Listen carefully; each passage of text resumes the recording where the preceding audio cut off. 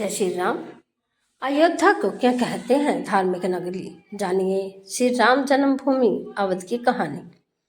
अयोध्या में भगवान श्री राम के नए मंदिर की प्राण प्रतिष्ठा की वर्षगांठ की हार्दिक शुभकामनाएं। प्राचीन नगरी अयोध्या को लेकर ऐसा कहा जाता है कि इसे स्वयं भगवान विष्णु के निर्देशन में बसाया गया था। अयोध्या की गिनती देश के 7 सबसे प्राचीन व पवित्र नगरों सप्तपुलियों में होती है। श्री राम की जन्मभूमि अयोध्या नगरी में बना भव्य राम मंदिर दुनिया भर में चर्चा में है। मंदिर में रामलला की प्रतिष्ठा 22 जनवरी 2024 की हुई थी। फिलहाल मंदिर की तैयारी जोरों से हुई। अयोध्या नगरी यूं ही खास नहीं है, बल्कि इस नगर से विशेष धार्मिक महत्व भी जुड़े हैं। इसलिए तो अर्थवेद में इसे देवताओं का स्वर्ग बताया गया है। सरयू नदी में बसी पवित्र नगरी अयोध्या को स्कंद पुराण में ब्रह्मा, विष्णु और महेश त्रिदेवों की पवित्र स्थली कहा गया है। अथर्ववेद में अयोध्या को ईश्वर का नगर बताते हुए इसकी तुलना स्वर्ग से की गई है।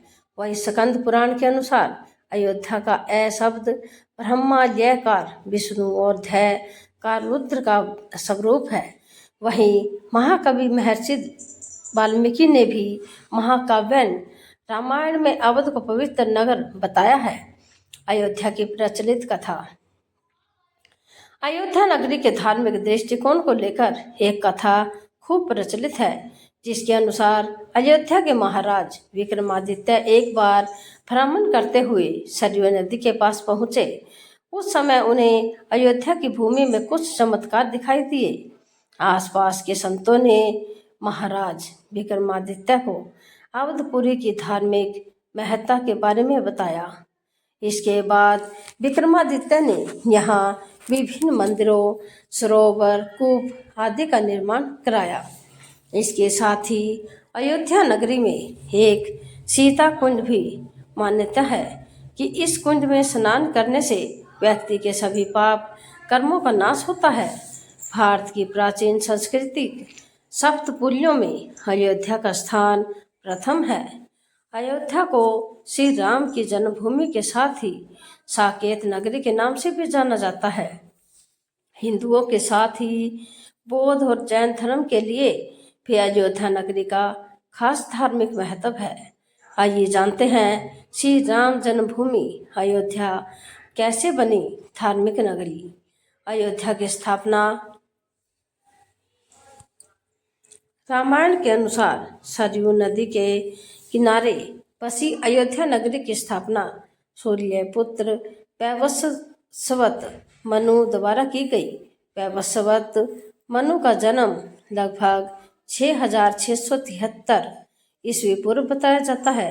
ये ब्रह्मा जी के पुत्र कश्यप की संतान थे। इसके बाद मनु के 10 पुत्र हुए।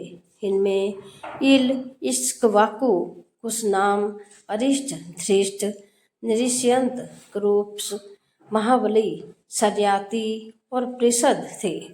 इक्ष्वाकु कुल में ही भगवान राम का जन्म हुआ था। कैसे हुआ देवशिल्पी नगरी अयोध्या का निर्माण। स्कंद पुराण के अनुसार जिस तरह से काशी भगवान शिव के त्रिशूल पर टिकी है, ठीक इसी तरह से अयोध्या विष्णु के सुदर्शन चक्र पर बसी है। इसे लेकर एक पौराणिक कथा है, जिसके अनुसार मनु ब्रह्मा जी के पास एक नगर निर्माण की योजना लेकर पहुंचे। ब्रह्मा जी ने मनु को भगवान विष्णु के पास भेजा।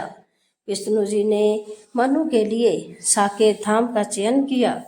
साकेत धाम के निर्माण के लिए ब्रह्मा जी, मनु, भगवान विष्णु, शिल्पकार भगवान विश्वकर्मा और महर्षि वशिष्ठ गए। भूमि का चयन सरयू नदी के किनारे किया गया है। इसके बाद आरंभ हुई देवशिल्पी नगर निर्माण की। इसलिए अयोध्या को साकेत के नाम से भी जाना जाता है। वहीं भगवान राम के जन्म के समय इस नगर को अवध के नाम से जाना जाता था।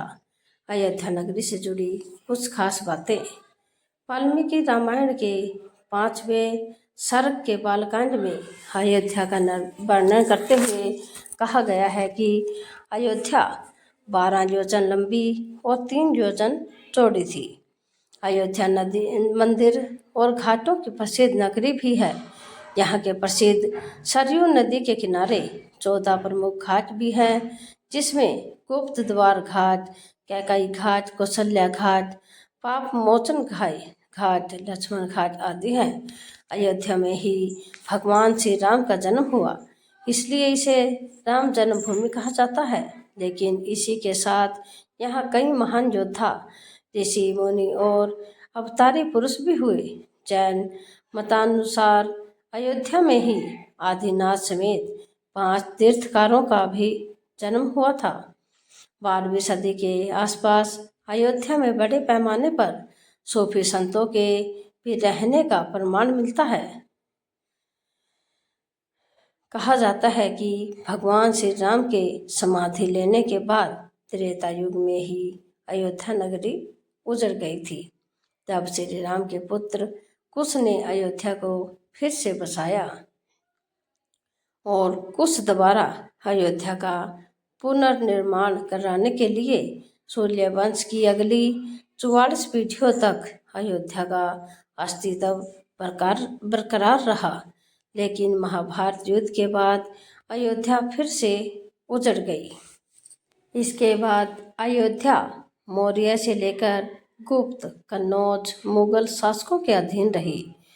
1528 में बाबर के सेनापति मीरबकी ने अयोध्या में राम जन्मभूमि पर स्थित मंदिर तोड़कर बाबरी मस्जिद बनवाई थी। इसके बाद भी अयोध्या में मंदिर मस्जिद विवाद नहीं थमा और कई आंदोलन व सांप्रदायिक दंगे हुए। मामला कोर्ट तक पहुंचा और लंबी लड़ाई के बाद फैसला श्री राम जन्मभूमि के पक्ष में आया। अब एक बार फिर से पवित्र और धार्मिक नगरी श्री राम जन्मभूमि अयोध्या में भव्य मंदिर का निर्माण हुआ, जिसमें रामलीला विराजेंगे।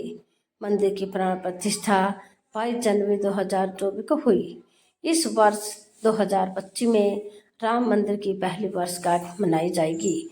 मुझे आशा है कि सभी इसे बहुत धूमधाम से मनाएंगे। ऐसी ही धार्मिक और पौराणिक कथा कहानियों के लिए आप हमारे चैनल को लाइक करें, शेयर करें, सब्सक्राइब करें। जय श्री राम। यदि आपको यह कहानी पसंद आए तो आप इसे शेयर जरूर से जरूर करें और ऐसी ही कहानियों के लिए कल फिर मिलते हैं। धन्यवाद।